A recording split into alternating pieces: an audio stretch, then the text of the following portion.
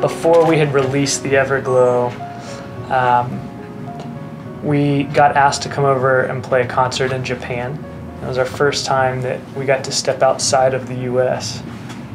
And that memory sticks out for me for a number of reasons, but the main one, when we started, we were just kids in Virginia trying to figure out how to make a record that sounded and felt like we wanted it to sound like, and kind of never imagined that music would then become a bridge to a place as far away as Japan and a people culturally as far away from Virginia as you could possibly imagine.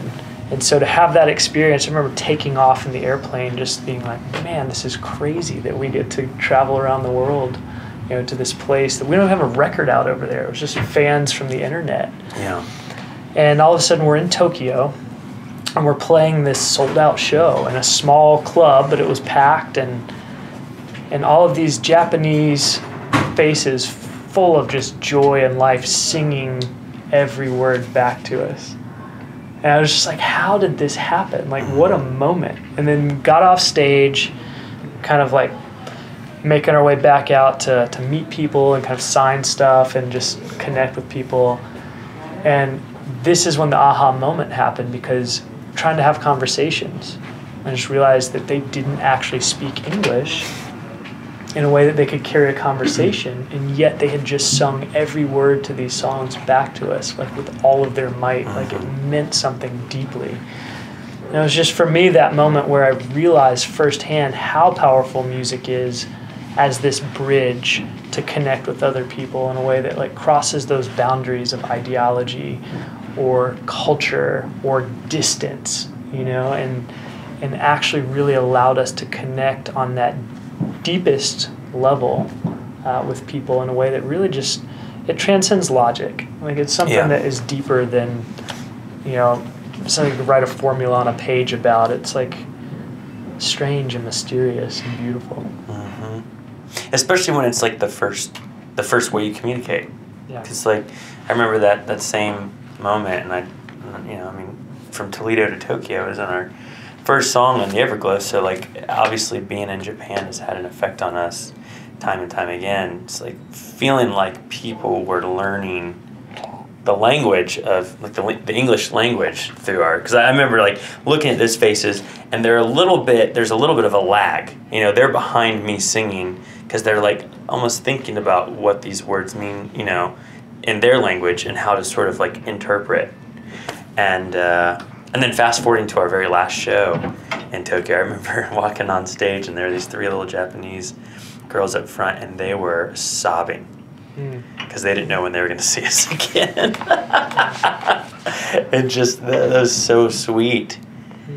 But having those kind of moments where like all of like the logical explanations of like what it takes to write a song and what it takes to put a mic on a source and then put artwork to it and have your label have a marketing plan. It's like that's just like what Zach said. It's like the quantity is not by any means attached to the quality, and that's definitely been one of the most amazing things that I've experienced with our traveling and playing music together. I think if I think about kind of the story of the Everglow too as a record, like it is a concept record in the sense where, we all grew up kind of learning to read, listening to those old Disney stories or the books on tape. And so for kind of a framing mechanism, that was a great one, because it was the simplest way to tell a story in a way that we had all kind of learned to read. And the story aspect of it, it starts with this character who's black and white, looking out into a world filled with color and trying to find a way to follow fulfillment in the deepest sense, to find that thing that makes you come to life and feel fully alive, and recognizing that there's a call to something out there. And in many ways that was a story of the journey we had been on just 2 years earlier as we were making this collection of music.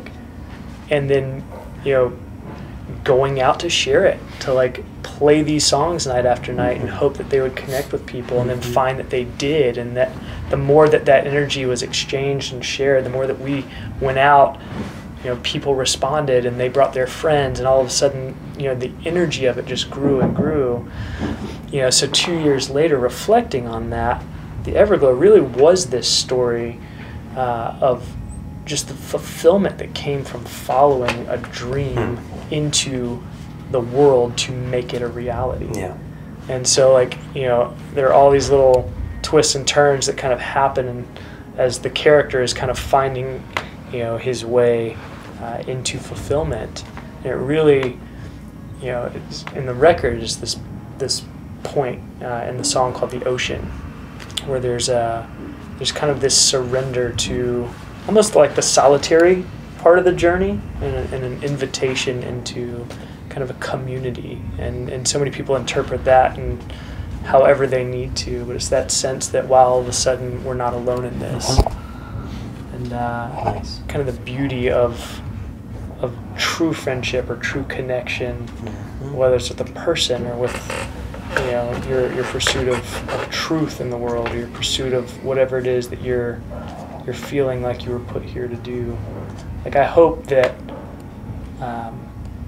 you know, that's the legacy that we're known for, something that invites people into the pursuit of what they're here to do. That's and awesome. What makes them feel fully alive. Totally. For me, that's what the Everglow is. It's that feeling of having a dream and going after it. This concludes the Everglow by May. I hope you enjoyed your journey.